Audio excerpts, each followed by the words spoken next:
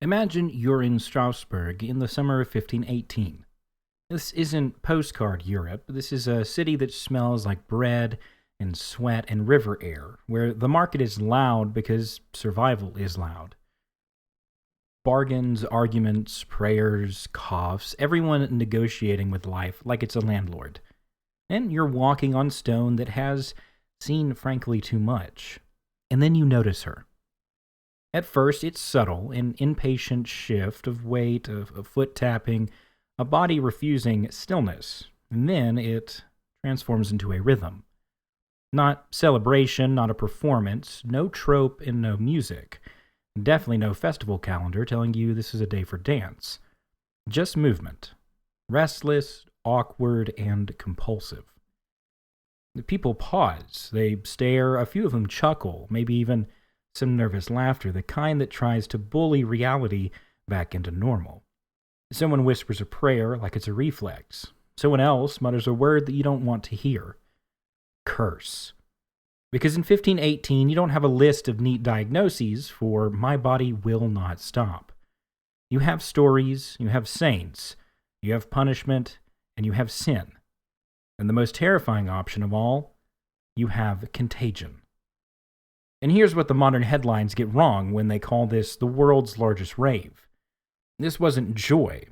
This was a body acting like a runaway bell that you can't unring. Days pass, and she keeps moving. And then others do it too.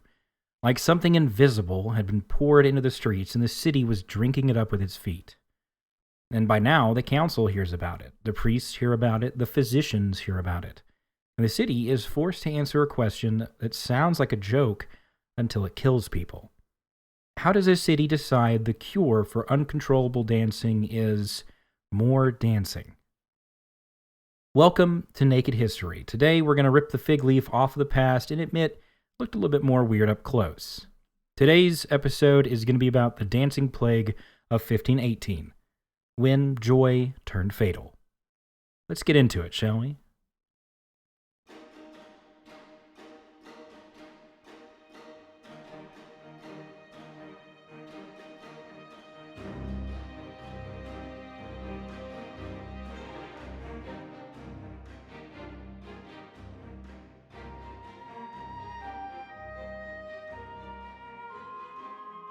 Alright, so quick historical guardrails here, Salem style, because if we don't define the edges, legend will sprint past us and do a pretty annoying victory lap. So what is documented is an outbreak of compulsive dancing in Strasbourg in 1518 occurred. Reported in sources later historians had treated seriously, including civic records and chronicles, and the event is widely accepted as real, even if the details are a little bit messy. What's uncertain is the exact numbers, the exact death counts, and the exact cause. You'll see estimates ranging from dozens to several hundred affected, and you'll see dramatic claims about people dancing themselves to death, some of which may be exaggerated by later retellings. So here's our approach. We're not hunting a single perfect explanation like it's a Scooby-Doo mask reveal. As you've seen in past episodes, it's rarely the solution. We're treating this as an event with multiple plausible contributing factors. Crisis conditions, belief systems, social contagion, and a response that may have amplified the very thing that it feared. Alright, so let's rewind the world before we get to the dance. So here's the thing about stress in a modern retelling. It sounds abstract, like a mood or like a vibe. In 1518, stress is a ledger of threats. Stress is grain prices, whether your bread stretches to tomorrow. Stress is sickness, because disease isn't a headline, it's a neighbor. Stress is the taxman, the landlord, the guild, the rules, the watchful eyes of society. And stress is the church telling you your suffering may be a message, and you're terrified you missed the lesson. This is early modern Europe, a place where the line between physical hardship and spiritual meaning isn't a line at all. It's very much braided. And when reality feels random, especially when bad harvests hit, when illness sweeps the land, when life feels rigged, Communities reach for meaning because meaning gives you leverage and hope. If the suffering is random, you can't bargain with it. If suffering has a cause, be it sin, curse, saintly displeasure, you can repent, pray, appease, and fix. That's not ignorance, that's just survival psychology. Medical historian John Waller argued that the dancing manias tend to emerge when there's extreme strain in a cultural framework that can make sense of strange symptoms, turning despair into something that the body can perform. And hold on to that thread, the body performing. Because once a community expects that a curse can seize you, your body becomes available to that expectation. Now, that's how a city already living at the edge becomes a city capable of tipping into something like this. Now, enter the first dancer. The outbreak is often told as beginning with one woman, reported in later accounts as Frau Trophia, who began dancing in the street in mid-July of 1518. And let's be careful with the language reported as, because the name and precise start date get repeated through layers of retelling. But the core claim, one dancer, then many, shows up consistently in the historical narrative. Here's what matters more than the name. Day 1, people stare. Day 2, the people explain. And on day 3, people participate. Because crowds don't just observe. Crowds interpret, then they pressure, then they transmit. Some people react with fascination, like the human mind always does when it sees the rules bending. Others react with moral judgment, saying she's sinful, she's performing, or worst of all, she's cursed. And others react with fear so intense that it tries to crawl into the body and hide. And then something flips. More bodies begin moving. Not coordinated, not cheerful, almost as if they were compelled. And that's the moment it becomes a problem for authority. Not just because it's frightening, but because it's public and contagious in the social sense. A city can tolerate private suffering. Public suffering becomes a crisis of order. Now, officials are forced into a decision-making nightmare. Do you restrain people who are already panicked, already distressed, and already convinced they're under some supernatural pressure, or do you let it run and hope it burns out? And before we go any further, we do need a quick naked fact-check moment, because this is where the story loves to inflate itself. Now, what we can responsibly say is that Strasbourg experienced a dancing outbreak in 1518 that lasted weeks and drew significant attention. What we cannot responsibly claim is a perfectly verified number of victims or a perfectly verified number of daily deaths. Those figures vary across retellings, and even historians who take the episode seriously caution against treating dramatic numbers like a modern incident report. But even if the numbers wobble, the pattern remains. Escalation to panic to institutional response. And to understand the response, we have to understand the belief. Because belief wasn't decoration in this world, it was infrastructure. In 1518, a curse can be rational. And I want you to sit with that sentence, because it's not rational by modern biology. It's rational within a worldview that expects moral causation. If someone suffers, there is a reason. If something spreads, there is a meaning. And if bodies move strangely, a force is acting. And this is where the name Saint Vitus enters the story, tangled up with dancing associations in European tradition and later terminology like Saint Vitus's dance. So the interpretive options on the table look like this. It's possession, it's punishment, it's a saint's curse. An imbalance of humors, overheated blood, trapped heat, the body's internal weather gone wrong. And here's the key mechanism at play. Once leaders decide what something is, they decide what to do, and therefore giving policy meaning, and giving meaning policy. So if this is demonic, you need spiritual intervention. If this is a humoral imbalance, you need regulated release. And if this is divine punishment, you need appeasement.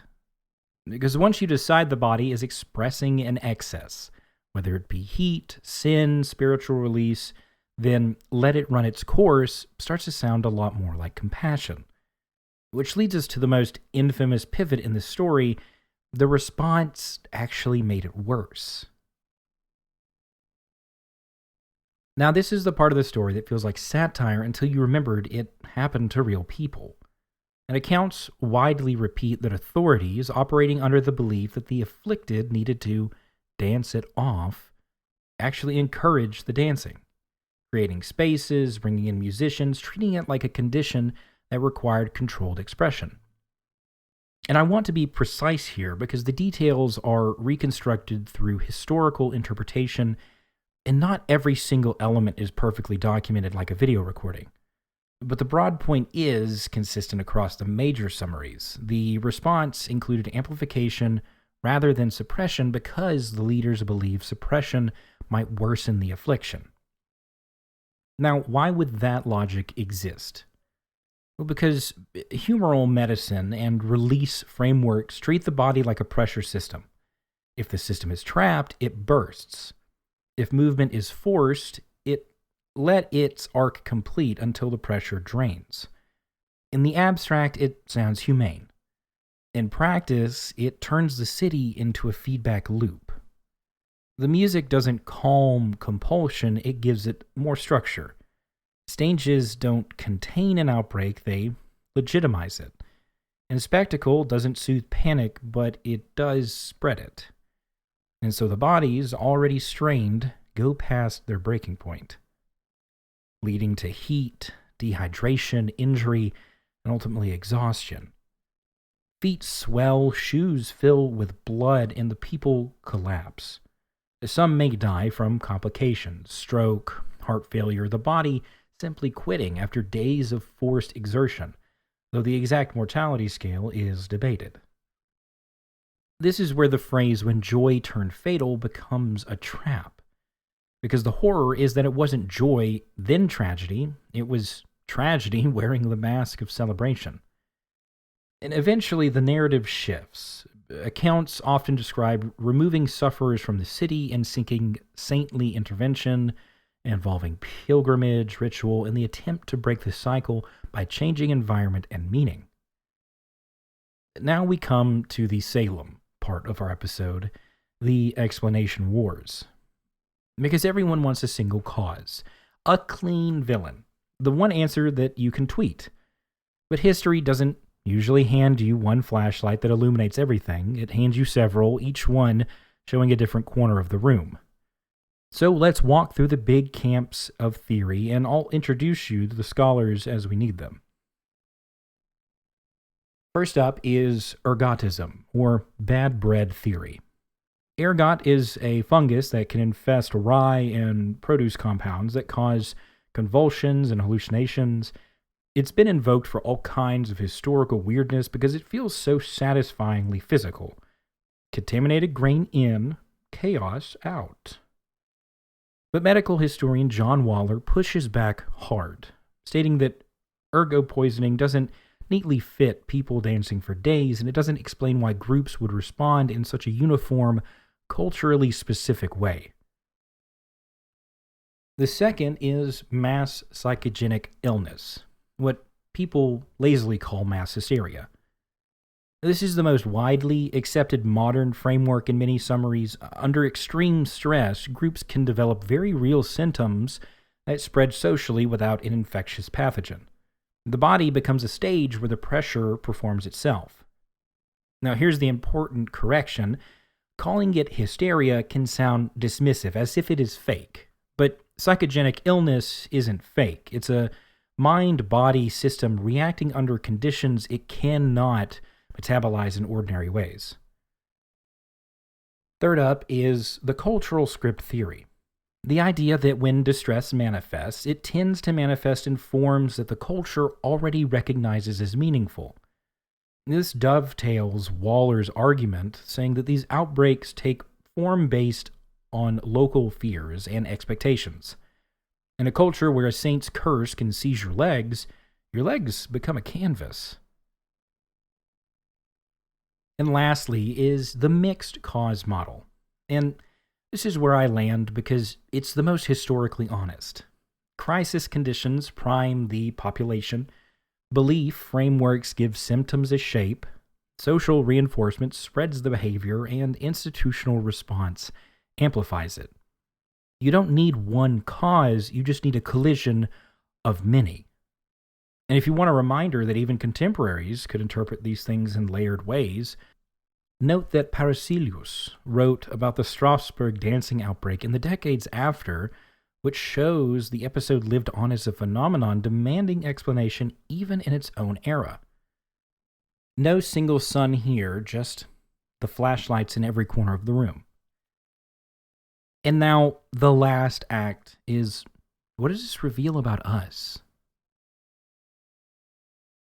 Now, the dancing plague is one of those stories that people laugh at first because it sounds impossible, very similar to the molasses flood in Boston.